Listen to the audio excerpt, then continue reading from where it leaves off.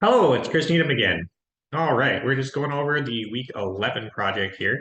So we've added two new methods. So we'll just start with update project details. So this is used to essentially update the project in case you want to change some information without deleting a project and creating an entire new one.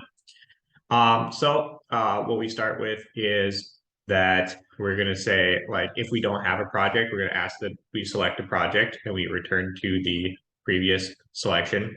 But if we do have a project, we just get all the information. So we're going to get the string, or we're going to get the information that needs to be changed. Sorry, so from the user. So we get the decimal, or the project name, estimated hours, actual hours, difficulty, and notes. And then we set all the information. And then we call the modified project details from the project service, and we're just going to pass that project that we just created in there. And then so then we go to the service menu. So we're going to get here. We're just going to go ahead and call the project out, and we're essentially using a Boolean. So if it comes back one, I believe if it comes back one, it will go through just fine. But if it comes back as zero, we're going to throw an exception saying that that project ID doesn't exist from what we've pulled through from the applet here. So go into project DAO. Here we go ahead and we set the SQL statement where we get all of the you get the project name, estimated hours, all this information that we're changing, we're updating it, where project ID equals the project ID that we selected. So we start a connection, we run a prepared statement, we assign all of these to the appropriate informations, and we go ahead and return it. So just a real quick walkthrough of the delete project. Same thing, we're going to list the projects, we're going to select a project to delete. And then when it comes back positive, we're going to say it's deleted, and we're going to clear the project from the current projects if that one is selected. So in the service menu, we're going to get here, same process. We're going to send it in as the project ID, get a Boolean back. If we get a zero, it goes through. Or if we get a one, it goes through. If it gets a zero, we throw an exception. I believe that's how it works. And so here we run the delete.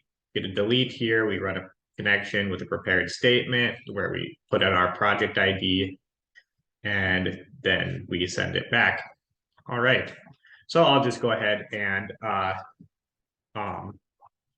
show these. So first thing we're going to do is we're going to run the project here.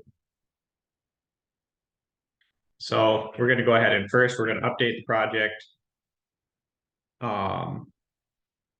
So we're just going to, I think we can.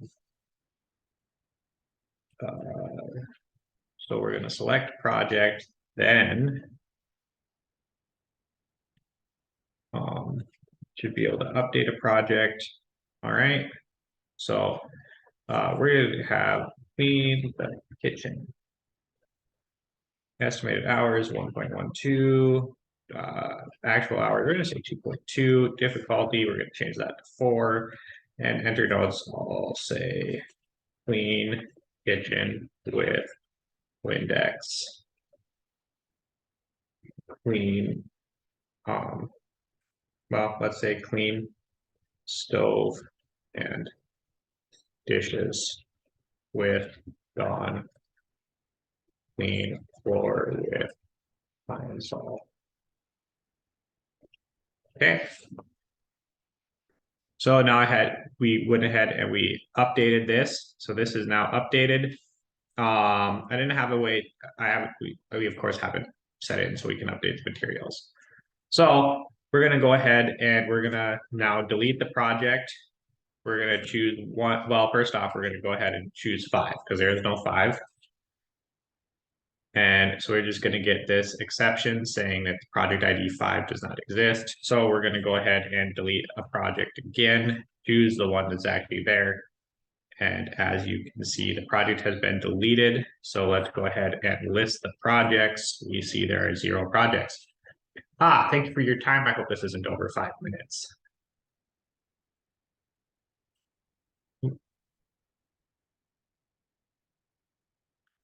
If I can remember how to stop